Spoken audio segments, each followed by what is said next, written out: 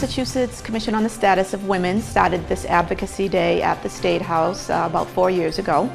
So myself, I was a commissioner with the Bristol County Commission on the Status of Women, so I attended on behalf of the commission and the YWCA that first year by myself. And then the second year I started letting different people know so we could get a group to go to the Statehouse to advocate for women's issues. So in speaking with one of the other commissioners, Jean Fox from the Bristol County Commission, we decided to form a partnership and try to get a group of women to go to the Statehouse. So last year we were successful. We had a small van of 12 women with a couple of the commissioners, YWCA board and staff and volunteers, and a new partner, the Women's Fund of Southeastern Massachusetts, and we drove up in a van and went to the Advocacy Day. So this year our idea was to make it a lot larger, involve some of our program participants as well as some students.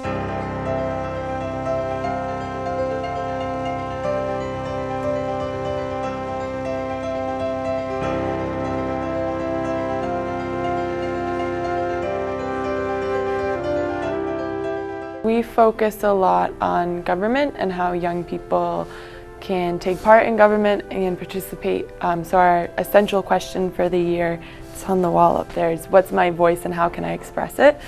So we started the year learning about basics of government, constitution. We moved into a unit on the suffrage movement. We looked especially at women's rights, and now we're finishing up our unit on the civil rights movement. I think the conversation that we had was very interesting, and how a lot of the class was really intrigued with what they had to say and how they said it, because they really explained how they were passionate about this one particular subject and why they did what they did. And they were very passionate, and you could see that they were passionate about women's rights and how we're not as equal as men. The fact that if a woman and a man are working in the same industry, a man gets paid more than a woman, which I think is really unfair. And so I find that so interesting because I'm like confused on it. I don't really understand why, and so I want it to be changed. It's my first time going there, and well, I'm pretty excited because I get to go somewhere where we have the same thoughts as the other people who are going to go to the Advocacy Day. I'm very excited because I get to share my opinions with other officials that might feel the same way that I do. I think it's going to be interesting because I've never really met any state officials, and I think it's going to be fun because it's a new experience. This is a wonderful opportunity for students to participate in that process. So I think it also reinforces what we are learning right now in class. Right now we're writing research papers around the question of, do young people have the power to change the world? So this is the perfect application of that essay, in that yes, you can go and you can talk and you can advocate and you can be part of the process. I'm very grateful for this opportunity. I think it's a wonderful partnership, and I'm excited for Advocacy Day.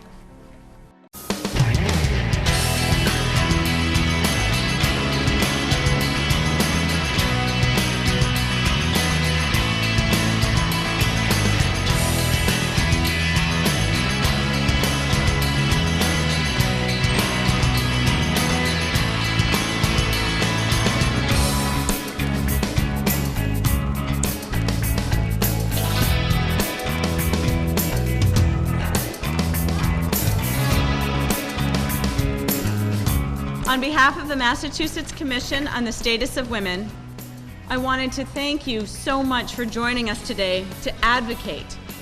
My name is Victoria Budson, and I'm the chair of the Commission on the Status of Women. On either side of me, you see both representatives of the 19 volunteer commissioners who make up the Massachusetts Commission on the Status of Women, as well as the chairs of many of our regional commissions. Why are we all here today, and what are the commissions about, and what is it that we can accomplish together? So I wanted to share with you a bit about the history of why we're here and what we're doing. So first, and I'd also love to give a wonderful shout out to our Global Learning Charter Public School from New Bedford and from the sister school. Great job being here. And a special welcome to the men in the audience. Well done.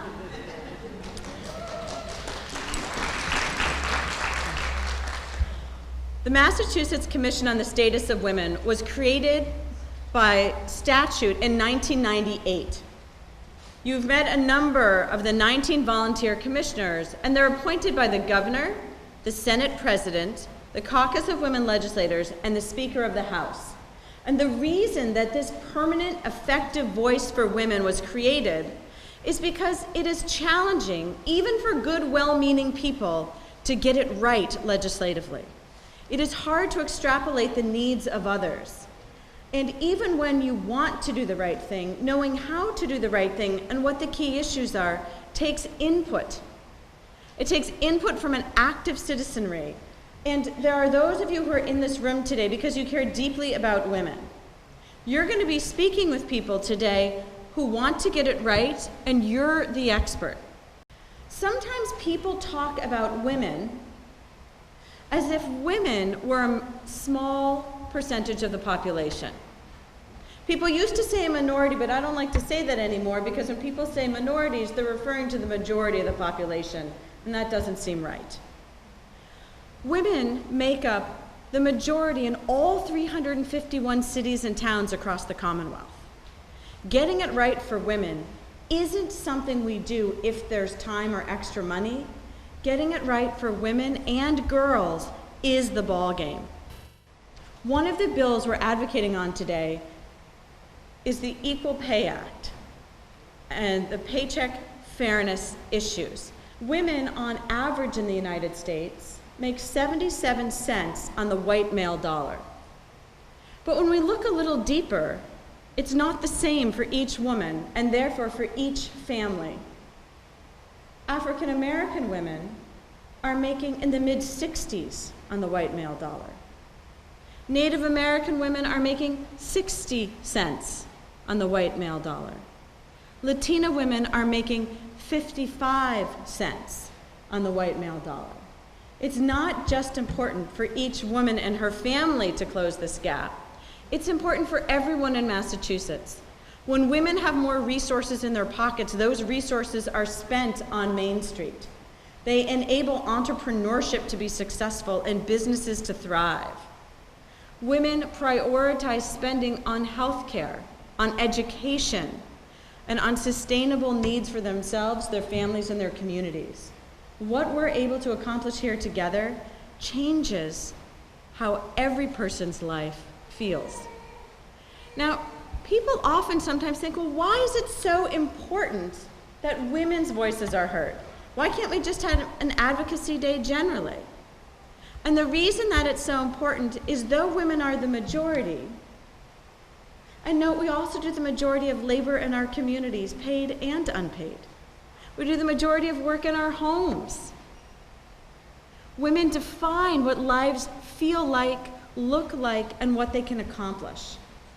And we need a special day to focus on these issues because though we're the majority, we have been the silent when it comes to raising our voices, to have our power fully heard, to get outcomes that work for everyone. Good policy for women is good policy for everyone. We are very blessed that we have such a large coalition and a really spectacular group of commissioners. Our commissioners are not compensated in any way. They do this work because they believe in it and have the expertise to do so. Some of the things we're going to talk about is single working moms and the minimum wage and how much it would cost or how much they have to earn just to make a living. In New Bedford, it's about $25 an hour, which is more than double the our minimum wage, and that's a very significant thing for daycare, for just survival, for education. And this is one of the main things we're looking for. And we've been working a lot with our domestic violence and with our youngsters all the way to the elderly, but we've been talking with Sam Sutter, well, with Sam Sutter, but the new DA's office on how we can help everybody with that because it's become a very big issue. So I'd also like to point out that it is truly an honor for me to be able to share with you one of the biggest strengths of the Bristol County Commission on the Status of Women. That is our collaboration with the Women's Fund of Southeastern Mass, and their head is Val Bassett, and Tracy Calabrese is here. and members of the Leadership Council, as well as the YWCA of Southeastern Mass, and Gail Forts is here. You guys have made us all a stronger group. Thank you, thank you, thank you. Thank you. And in closing, what we heard about the Berkshires, we can echo. Housing, domestic violence, educational underattainment, too many families living in poverty, and they are headed by single women. They're not making the money they need to be self-sustaining. We've launched a task force, Val Bassett's at the head of that, to really study how we're going to give women a true pathway to sustainability. We're working collaboratively on that. And finally, keep in mind that Bristol County is home to several urban centers. Each one is a gateway city, which means that it has all of those issues to contend with. So I think rather than bore you with statistics, and sobering statistics at that, we are hopeful we're going to make a change. As Victoria has indicated, this entity has been very successful at catalyzing change, and today marks the next step in that. Thank you. I wanted to ask Jill Ashton to come up. Jill Ashton is our director here at the Commission. She has been with the Commission on the Status of Women for, wait for it, 10 years. There is nothing that has been accomplished by the Commission, through the Commission, for the Commission, or in the name of the Commission that Jill has not been a key architect, designer, and implementer of. And in addition to that, you know when there's these great women in your life who not only are deeply competent but completely lovely? She's one of those. So we feel very blessed to work with her all the time. We're happy that we have a new colleague, Kelly, who is also working closely with her. Is Kelly out with us? Kelly, give a wave. In a moment, Margot is going to walk us through all of the different steps, but I wanted to give Jill the podium so that she can also welcome you and share any additional thoughts that she has, and to give her a thank you. Thank you so much for being with us today. It's really wonderful to see everyone.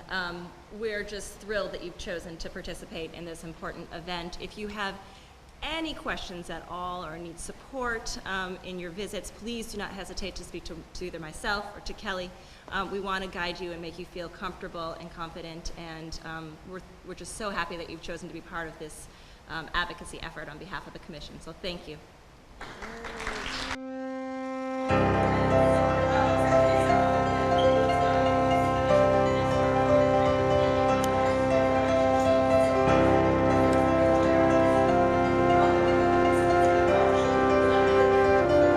So you're here for Women's Advocacy Day? Yes, advocating for equal pay, universal pre-K.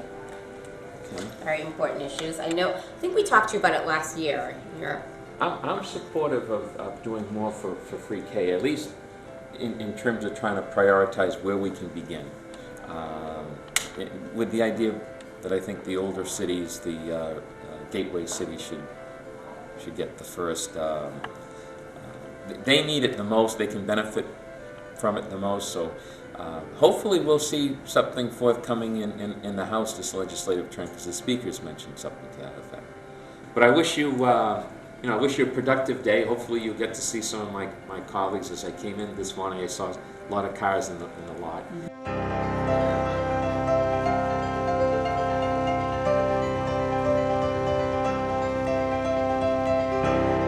I think we've come to a point where it's been discussed for decades of women having equal pay to men in particular same positions.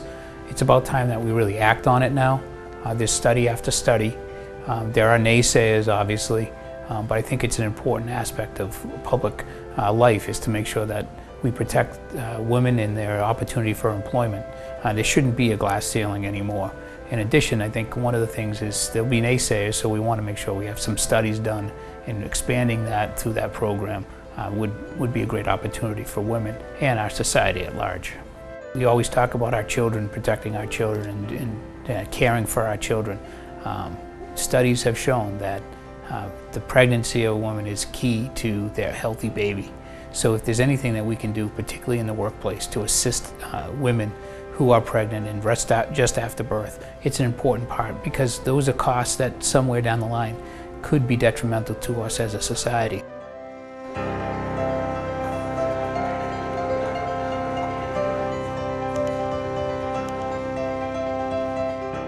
we've been at this issue now for several legislative sessions. Actually, in the past, we've had full debate in the House chamber on this issue. It's about disability coverage, insurance coverage for females versus males. Right now, the way the industry deals with that is they charge, the rates are higher for females than males. And what we would like to do, or the objective of the bill, is to make that the same rate, regardless if you are a male or a female. Obviously, the industry opposes this. They've been opposing this for quite some time, and they believe it's more costly to provide that kind of disability insurance coverage for females than males. And one of the premises is because females live longer. That's part of their argument. And we don't believe that's how we should be dealing in terms of these issues versus female and male. I think you buying the same insurance, the same coverage, should pay the same rate.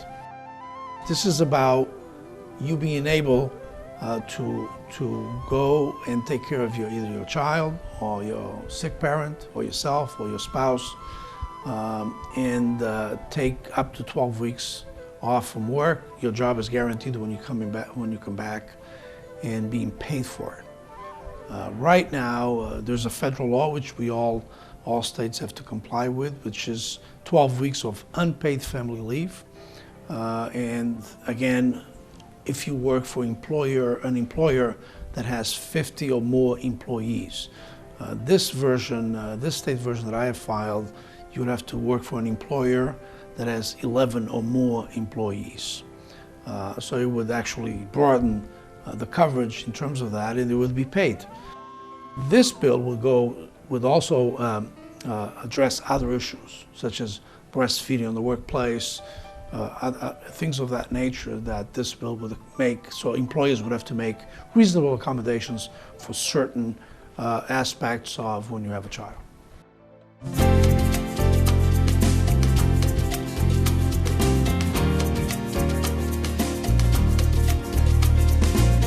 I think it was very informational, and to hear other women speak about the same views I have and about the bills about equal pay and sex education, I think it was very good to hear about that.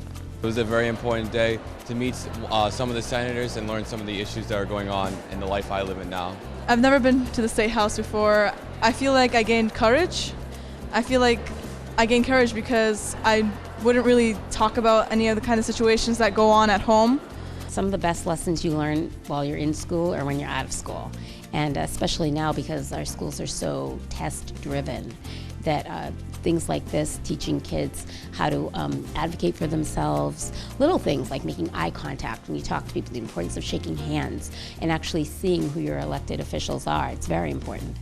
I think one of the most important issues they discussed today was the sex education bill, because it's very important to not only know about abstinence, but it's also very important to know about contraceptives. You need to be informed about all decisions and choices. I think the top issue I can think off the top of my head is the pre-K, because I know my brother, I have 3 brothers and 1 sister, so they all went through first grade, and now in this day and age they focus more on MCAS now, so doing MCAS stuff in first grade. So if you're not doing pre-K, you're not advanced, so when you're first grade you're like extremely behind in these days. Disability insurance.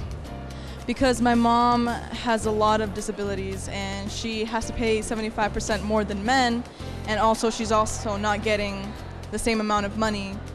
She has 3 children to take care of, so it's difficult. Pay equity for women, absolutely. It's way overdue, and it's going to affect these young women and these young men.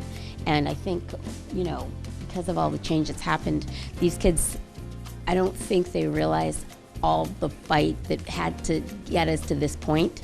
So it's good for them to see that there's still more to do, so that they can appreciate what they have, and hopefully move us forward. I think it's really important. In fact, I wish that I had the opportunity to do that when I was a student. It's giving them an opportunity to learn how they can be involved as citizens. They've talked to various senators and representatives. They've gotten to learn about the democratic process and how government works in Massachusetts. And they also get to see that they can have a say if they're interested in an issue or in an upcoming law, they can, make an appointment and come here themselves and talk to, representatives about it. I felt that it really tied in, with their curriculum and what they were learning. Actually, the charter students were learning about politics, so it fit perfectly to what they were doing. And the gender roles was actually something that they were discussing, and how, there's less women in government and those types of things. So I think having that knowledge base, understanding the process, helps them, make informed decisions as they, grow and graduate from school and, register to vote, and understanding that, every vote counts, So I think it was important and wonderful opportunity for the students to put what they learn, actually into practice. I looked at it as an educational field trip. There were a lot of first-timers there, so I think that's really important to note, that I think probably at least 3/4, if not more, of the women, boys, and girls who went, it was their first time to the Statehouse, their first time to visit a legislator. And that's so powerful, because once you get that taste of, I can do this, these are my elected officials, I have a right and a responsibility and to participate in this process, you can catch the bug and really empower yourself and others. So we know starting young is great, but starting at any age is great. We know that it's also pretty intimidating, and so just to walk in without any preparation is daunting. So the Commission on the Status of Women and we and the YW also collaborated on training. And we did the same thing at Global Learning and at our sister school. So it was a chance for people to really prepare. So we invested in that as well as the bus.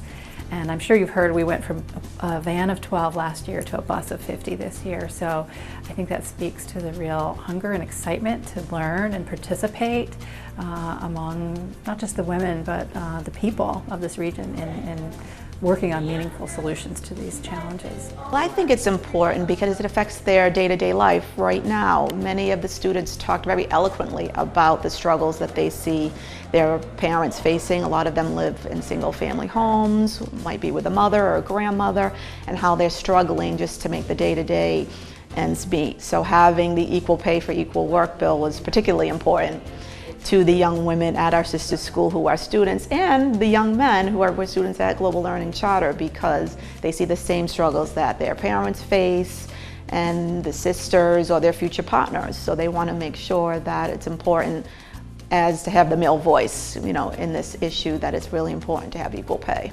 We can't solve the problem of women's and girls' economic opportunity without educating, engaging more people.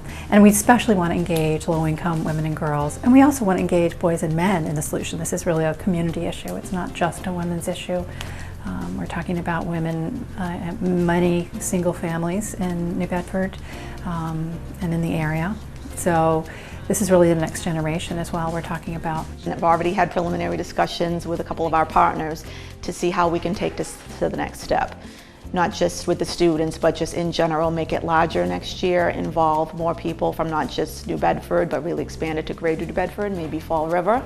Involve more from Bristol County, actually, to go to the Advocacy Day. I personally have a real passion for advocacy and civic engagement as something that's both personally empowering as well as making social change. So I think it's a very, very important in both those ways for women and girls, but also for all low-income people, people who are disenfranchised in any way from the system, to be able to understand and use those tools of democracy to really make change. Because unless everyone's at the table to solve the problems, we will continue to have the status quo.